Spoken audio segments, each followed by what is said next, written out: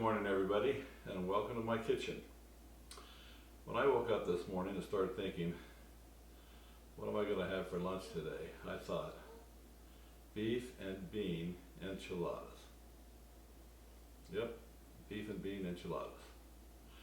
So I invite you to follow along as I prepare my version of beef and bean enchiladas. Let's get started. I begin with my Lodge 12-inch cast iron skillet and a little bit of oil.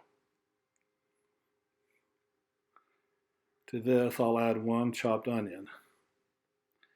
Actually, these onions are leftovers from last night when for dinner I made scallop potatoes that included some chopped onions in the recipe.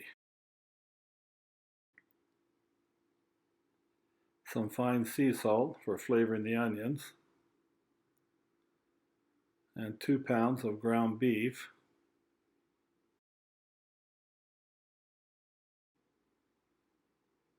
and Montreal steak seasoning to flavor the beef.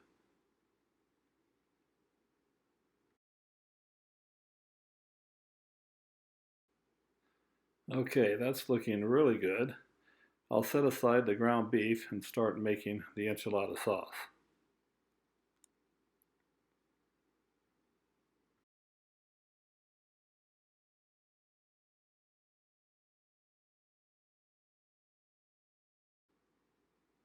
For the sauce, I'll begin with the roux, which is a mixture of equal parts flour and fat.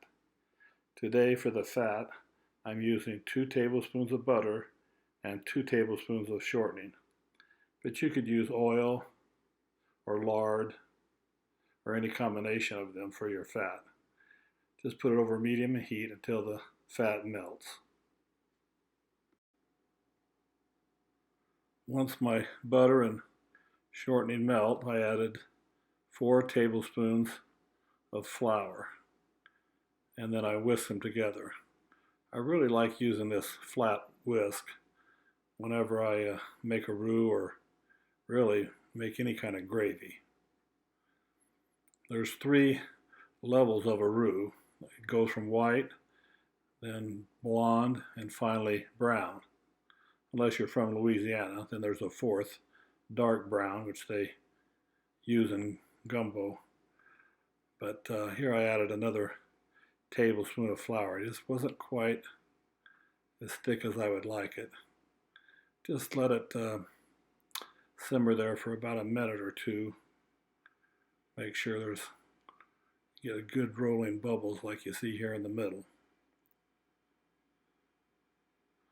Then we'll start adding our seasonings. That's looking really good.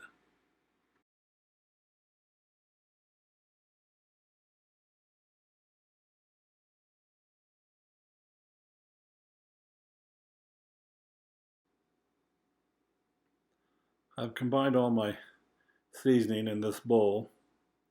There will be a list of the seasonings I've used below the video in the description area.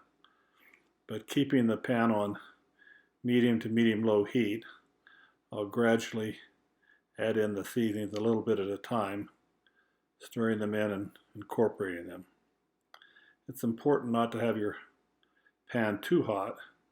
We just want to bring out the flavor of the seasonings. We don't want to burn them.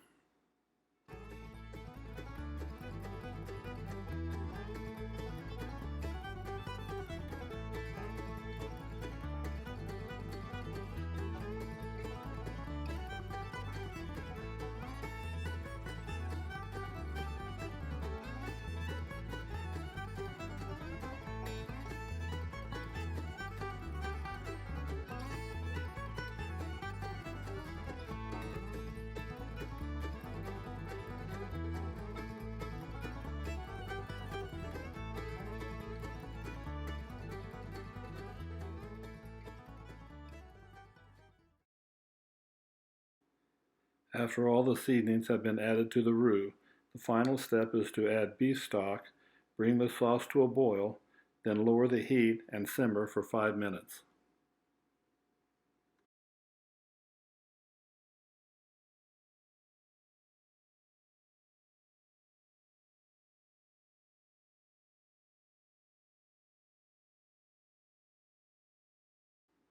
It's time to assemble the enchiladas.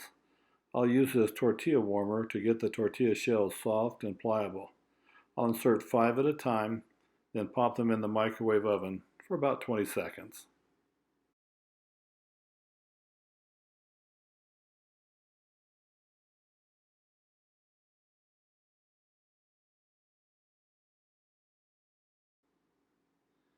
Here are the ingredients for our enchiladas. I begin with a sliver of refried beans, then a spoonful of seasoned ground beef, some of our made from scratch ultra delicious enchilada sauce, and the cheese I'm using is Mexican 4 cheese blend. Roll the enchilada tight, and I just realized I forgot to put some sauce in the pan, so let me do that real quick without making too big of a mess. Okay, we get that spread throughout the bottom. Okay, that's looking good. Okay, back to our enchilada. Roll it tight, seam down. I'm going to do 2 rows of 5. The refried beans are also made from scratch. I actually have a video out, Instant Pot Refried Beans, on my YouTube channel. It shows how I made them. Okay, enchilada number 2. Cheese, roll it tight, seam side down. Okay.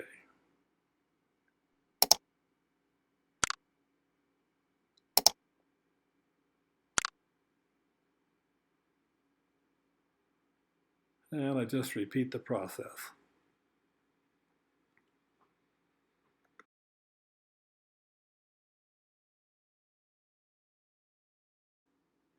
This is one of 2 pans of 10 beef and bean enchiladas that I'm going to give to neighbors.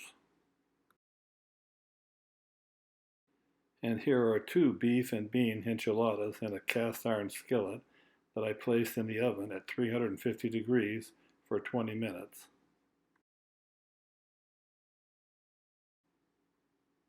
And this is my lunch today. Refried beans I made in my Instant Pot, Mexican rice, and yes, I have a YouTube video on my channel that demonstrates my recipe for Mexican rice, 2 beef and bean enchiladas, and some guacamole. After I finish my lunch, I think I'll be ready for a nap. Thanks for watching this video, and make it a great day.